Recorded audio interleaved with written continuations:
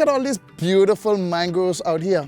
In celebration of World Ocean Day, today I am joining Atlantis and the Bahamas National Trust here at the Bonefish National Park to plant some mangroves and help the environment. Let's go.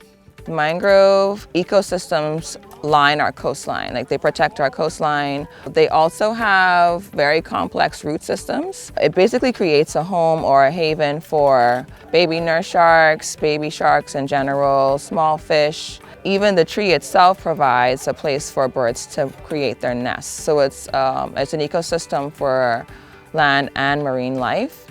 I just planted this one. This is my baby. I'll name her Mangrove Mango. All right, you behave now.